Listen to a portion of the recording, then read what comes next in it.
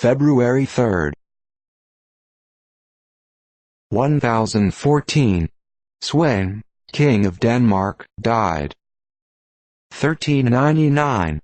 John of Gaunt, Duke of Lancaster, died. He was the son of Edward III, was a prince of distinguished valor and prudence, and a patron of the poet Chaucer. 1497. Johannes Capotus Venditus et Sebastianus Ilius Filius, commissioned by Henry VII of England to take 6 ships of 200 tons burden from any port in the kingdom for the purpose of making a western voyage of discovery. This expedition was got ready by the beginning of May, and consisted of 2 caravels freighted by the merchants of London and Bristol, and some smaller craft. 1619.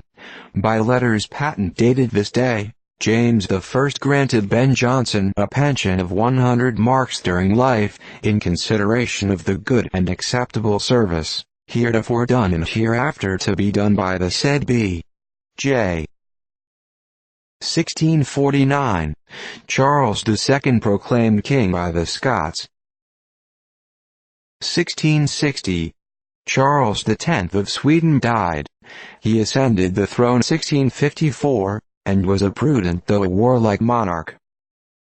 1698. Ernest Augustus, Duke of Hanover, Bishop of Osnabruck, and father of George I of England, died. 1700. Filippo Acciaguoli, an Italian dramatic poet and composer, died. He effected many improvements in the machinery and internal arrangements of theaters. 1730. Elizabeth Thomas, an English poetess, died. She is known by the name of Corinne. 1761. Richard Nash, commonly called Beau Nash, died, aged 87. He was the most accomplished gentleman in England. 1779. The American Gen Moultrie defeated 200 British at Port Royal Island, South Carolina, and drove them off that island. Moultrie had 1 lieutenant and 7 privates, killed and 22 wounded. The British lost most of their officers. 1779. Mutiny suppressed on board the United States frigate Alliance, bound to France with M. de Lafayette and several French gentlemen of distinction on board. Half the crew were concerned in it, and measures were taken to quell it but a few hours before it was to have been carried into effect. Towards the officers and the French, this was the first organized mutiny ever known in the American service. The mutineers were 36 in number. 1781. The Americans, closely pursued by the British after the Battle of the Cowpens, crossed the Yadkin and secured their boats on the north side, when a sudden rise of the river arrested the pursuit of the enemy. In this retreat the Americans endured extreme hardships with admirable fortitude, and their remarkable escape confirmed them in the belief that their cause was favored of heaven. 1781. St. Eustatia, one of the West India Islands, taken by the British under Rodney. The plunder amounted to above £3 million, besides 6 Dutch armed frigates, and 150 vessels, many of them richly laden. The British kept the Dutch colors hoisted, by which means several Dutch, French and American vessels were decoyed and captured. 1782. Demerary and Esquibo surrendered by capitulation from the French. 1783. The ratification of the preliminary articles of peace exchanged at Paris. 1786. Gaspard Risbeck, a German author, died. 1794. George III and Queen Charlotte went to Haymarket Theatre, which attracted so great a crowd that more than 15 persons were trampled to death. 1794. The French Convention received the deputies from St. Domingo, one of whom was a black, one a mulatto, and one a white, and at the same time decreed that All men of color whom a tyrannical force had made slaves, were still free and equally citizens with whites. 1795.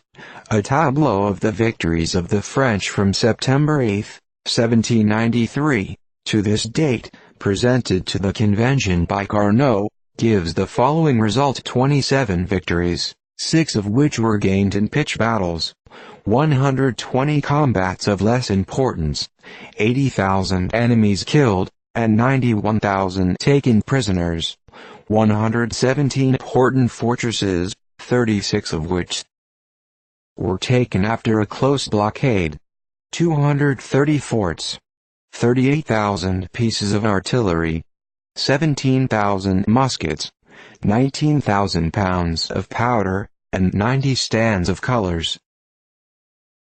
1797. Faenza in Italy carried by assault by the French under Victor, afterwards Duke of Belluno. 1800. 4 British ships, carrying in all 106 guns, captured off 7 islands, after a close action of 2 hours 10 minutes, the French frigate Pallas of 42 guns and 350 men. British loss, 10 killed, 34 wounded. 1807. Montevideo taken by storm by the British. 1808. The Neapolitan garrison of Reggio surrendered to the French. 1809.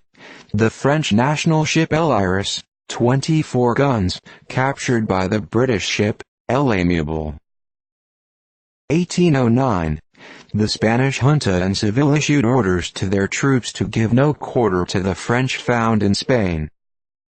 1810. British ship Valiant of 74 guns captured the French frigate Cannoneer, 14 guns, with a cargo worth $800,000. 1810. The French destroyed the quicksilver mines at El Almaden del Azuc, near Seville. 1810. Guadeloupe surrendered to the British. 1813. The Spanish Cortes abolished the Inquisition. 1814. Bonaparte entered Troyes. Same day the Russians and Prussians bombarded Vitry, defended by the French under Jean Montmartre. 1831. The Duke of Nemours elected King of Belgium. 1832. George Crabbe died, one of the most popular of the modern British poets. 1832. Charles Victor de Bonstetten died, aged 87, a distinguished Swiss moralist, politician, metaphysician, geologist and traveler. 1836. Marie Laetitia Bonaparte, mother of Napoleon, died. She was born at Ajaccio 1750. Her maiden name Romolini, was one of the most beautiful women of Corsica. Married, in the midst of civil discord, Charles Bonaparte, an officer who fought with Paoli, was left a widow 1785, having borne 13 children, of whom 5 sons and 3 daughters survived their father, and became celebrated. Madame Bonaparte was a woman of great force and energy of character. 1844. Continued cold weather in the northern parts of the United States. Long Island Sound was frozen over a few miles above New York, and a canal, 7 miles in length, was cut through the ice at Boston to allow the British steamer to go to sea. 1852. Battle of Santos Lugers, near Buenos Aires, between the army of Urquiza, 30,000 men and 50 cannon, and Rosas, 25,000 men and 90 cannon. Rosas was defeated and took refuge on board an English steamer. The city was saved from pillage by ships of war of all nations then in the harbor.